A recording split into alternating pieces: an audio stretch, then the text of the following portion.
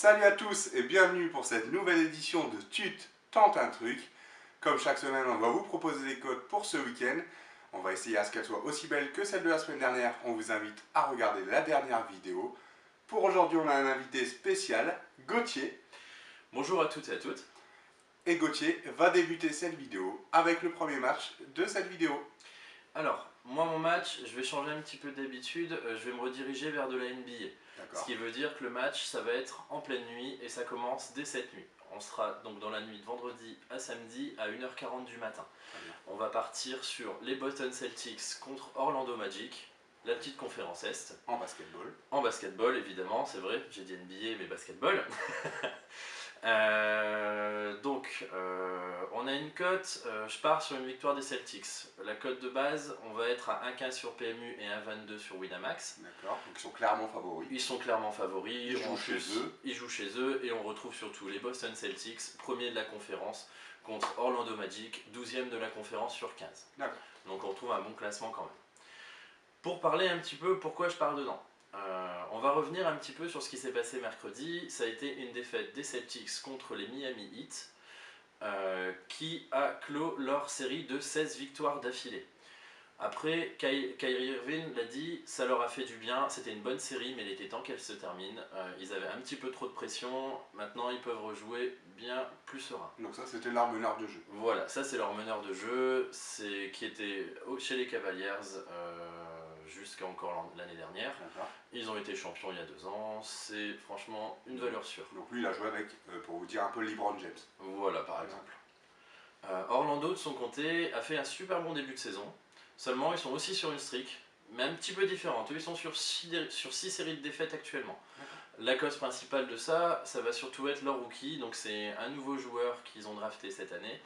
Un très jeune joueur, ouais, Jonathan Isaac, qui s'est blessé pendant un match. Suite à ça, ils n'arrivent plus, il a porté une énergie, c'est l'intensité, c'est plus du tout pareil. D'accord. Donc, je vais aussi rappeler ce qui s'est passé lors du dernier match, le 5 novembre, entre Orlando et Boston. Victoire de Boston à domicile, 104 à 88. On a donc une différence de 16 points. D'accord, 16 points en faveur des Celtics. Voilà. Comme la cote était pas terrible sur une simple victoire des Celtics, je vais partir sur une victoire avec handicap. Sur PMU, donc on retrouve un handicap de 8,5. On a une cote de 1,7 pour les Celtics.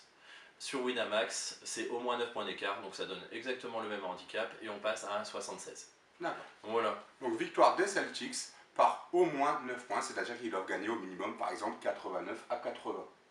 Tout à fait. Ou 100 à 91, vous voyez, il faut qu'il y ait 9 points au minimum. C'est ça. D'accord.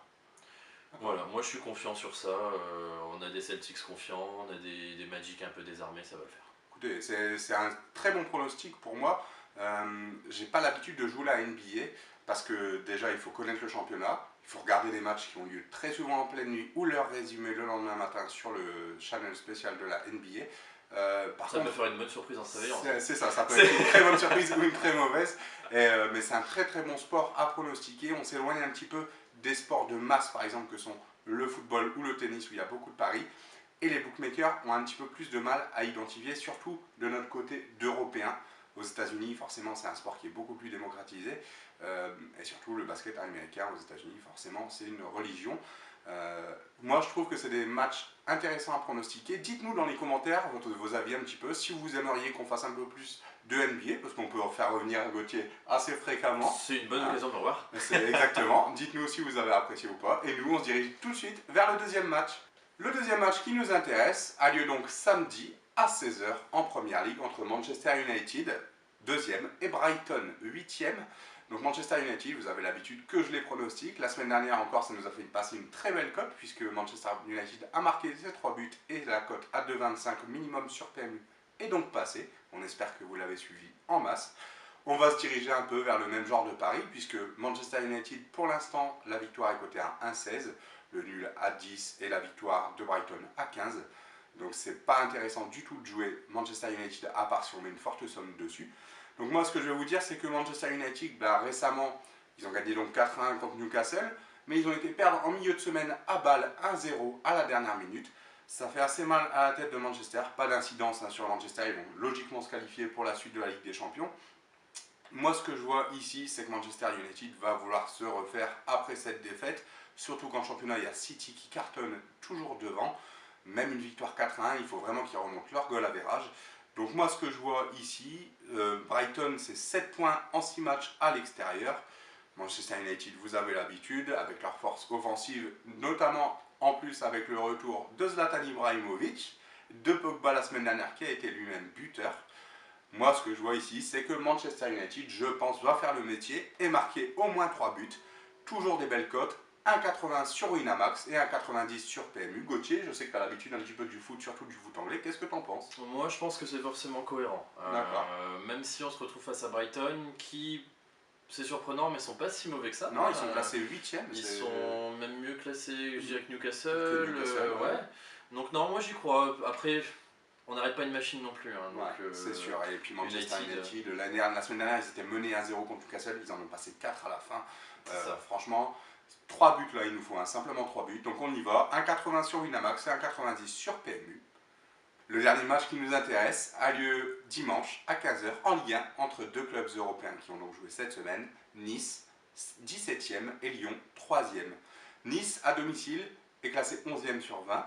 La 11e équipe de France à domicile. Donc, ils ont pris 10 points en 7 matchs. Donc, ils en ont perdu 11 points en route. C'est énorme.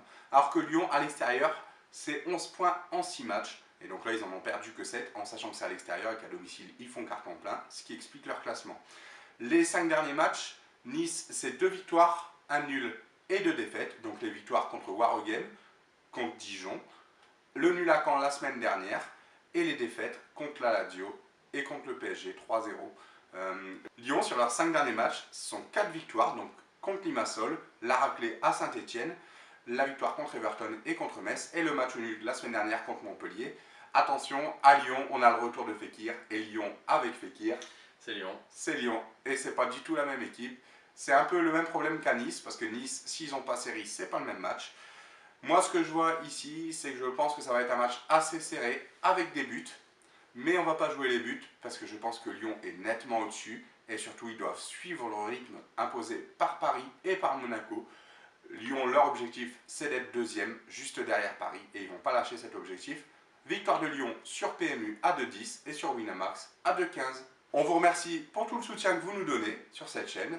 Merci à Gauthier. Merci à toi de m'avoir accueilli. Pour cette première prestation, n'hésitez pas à nous dire dans les commentaires ce que vous en avez pensé. Bon, soyez sympa. Ouais, je pense que soyez sympa, c'est une première, c'est pas facile. N'oubliez pas que le vendredi, tu t'es permis. Et nous, on se dit à la semaine prochaine. Bon pari, bon week-end. Salut à tous!